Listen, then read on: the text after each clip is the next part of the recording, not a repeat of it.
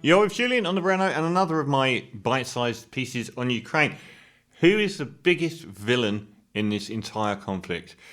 Well, it isn't Russia. Not if you're looking at the whole picture here. It's the military-industrial complex. One of the most onerous entities on planet Earth for the last 100 years is the military-industrial complex, which has become a near parody name. What this all led to is entirely down to the military-industrial complex making money. At the end of the 80s, the Soviet Union had collapsed. Now, for the entire Cold War, from the end of World War II, and I'm guessing 2 world wars kind of kicked the military-industrial complex into gear because they were very expensive. They involved refiguring entire economies for vast parts of the world into making weapons. So they created businesses where businesses didn't exist. And when it comes to the military-industrial complex, they do more to create... Most businesses will create a reason for themselves to exist. Unfortunately, with the military-industrial complex, creating a reason for themselves to exist is the antithesis of us having a happy, peaceful world. They thrive in war and conflict. People don't need their guns if there isn't any war or conflict. So they create paradigms in which they're essential. And if there's ever a reason for them to exist, they promote it. So they have people, they promote politicians that are on their side and are warlike over peaceful ones. If people are warlike in the military or government connected to foreign policy, they often thrive over people that look for peaceful means. Because there's a lot of money coming in on one side that's promulgating the use of weapons globally, and that in turn makes the world less safe, which in turn makes them more money. So we're stuck in this awful paradigm. The Cold War at the end of World War II led to 2 superpowers, America and the Soviet Union, facing off and spending enormous parts of their budget on weapons. And that wasn't for the benefit of anyone. It benefited the world that these 2 superpowers actually had nuclear weapons at that point because they didn't use them. If they had have used them, it would have been World War III and it would have been a calamity. But the fact that they didn't meant that America and Russia never engaged in a proper war with each other, just through proxies, just the same as they did with China, just the same, as in places like Korea or in Vietnam. There was always a proxy country in the way, even through wars like Afghanistan. But once the Soviet Union collapsed in on itself at the end of the 80s, there were a number of the most tantalizing one-in-a-century possibilities that have ever presented themselves. And it was a lasting global peace and a reconfiguring of the world, which could only happen once in 100 years, where everything that began at the start of World War I, which was essentially broadly Russia v China in both cases, Russia v Germany in both cases, and then that spreading across the globe and sucking the rest of the world in. So at the end of the Cold War, with ironically Reagan in power and Gorbachev, there were these overtures made between Russia and America and the other 2 biggest military powers of the region, France and Britain, on the fact that now NATO was obsolete. There was no need for NATO without the Soviet Union to oppose it. Russia had been the bad guy on the world stage for 40, 50 years and was gone as a bad guy. Suddenly they were our friends. So we created Islamic fundamentalism to be the bad guy up until we then made Russia the bad guy again. So there was this tantalizing outreach, which was Russia said, you don't need NATO anymore, and we don't mind if you reunify Germany, which had twice come at Russia, and they had legitimate concerns over a very strong Germany coming at them again in the future. So let's build a new peace. There was an opportunity for Russia, Britain, France and America to all be on the same side as they were in World War II and World War I. They were allies up until the Cold War.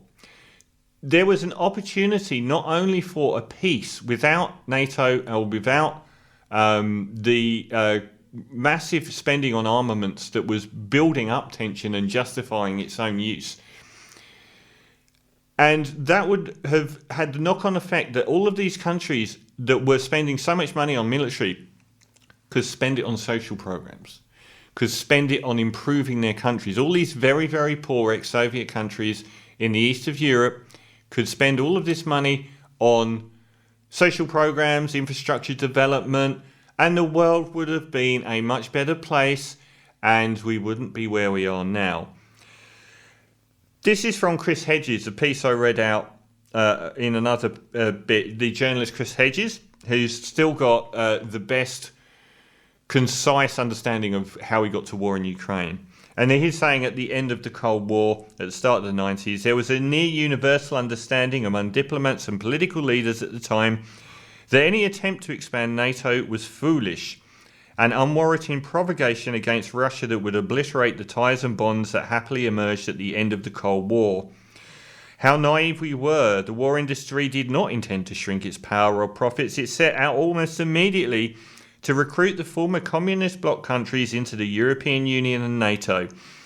Countries that joined NATO, which now include Poland, Hungary, the Czech Republic, Bulgaria, Estonia, Latvia, Lithuania, Romania, Slovakia, Slovenia, Albania, Croatia, Montenegro and North Macedonia, were forced to reconfigure their militaries through hefty loans. The West gave them loans that they then had to take the debt, the public took the debt on, and then bought American and British military hardware with. That's how obscene the military industrial complex is.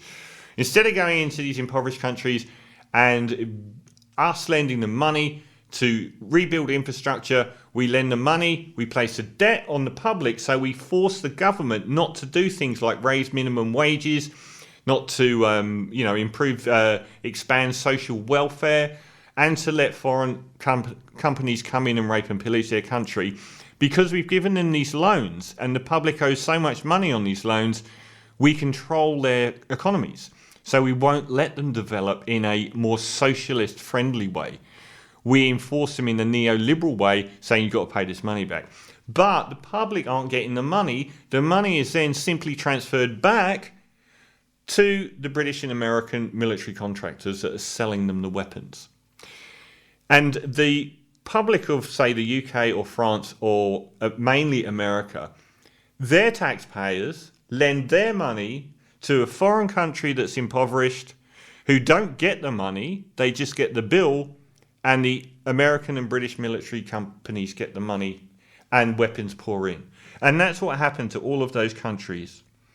There would be no peace dividend. The expansion of NATO swiftly became a multi-billion-dollar bonanza for the corporations that profited from the Cold War. If Russia would not acquiesce again to being the enemy, then Russia would be pressured into being the enemy. And here we are on the brink of another Cold War. Everyone jokes about how bad things were under communism. You have a look at a lot of those post-Soviet countries since the end of communism. They are not shining metropolises now. You look at somewhere like Moldova. A lot of these countries have gone backwards since communism ended. This is something we don't talk about. We never talk about how, even though the Soviet Union wasn't the equal of America when it came to the quality of life, it improved dramatically from where it started. A lot of the Soviet Union was far worse off than America when communism started, and had increased by the end of communism, and has since decreased under capitalism. A lot of these countries are shot to pieces now, and they were fully functioning, if poor, before, and now they are basket cases economically, and we keep pressuring them to buy more and more military hardware because they need NATO. Now, the thing about the military industrial complex is the worse their behaviour is, the more they're needed. The more egregious the world gets, the more warlike, the more conflicts happen, and the more they're needed. Their stock goes up the worse they behave. This war will double their profits. They went into all these post-Soviet countries and said, you have to join NATO, you have to have all these loans. The coup in Ukraine in 2013 was Ukraine rejecting loans from the EU. But all these countries now are saddled with these huge loans, which they say, oh, you're a member of NATO, you have to bring your military up to the same standard as Britain and America, so buy all this stuff off of us. It's the biggest con in town, but it destroys the world, and it stops spending on infrastructure and healthcare and education and roads and pavements and everything else. The biggest cancer on this planet, next to economic neoliberalism, of which it's a firm brother, is the military-industrial complex, and the biggest villain in this Russian war in Ukraine is the military-industrial complex, mainly based in countries like Britain and America.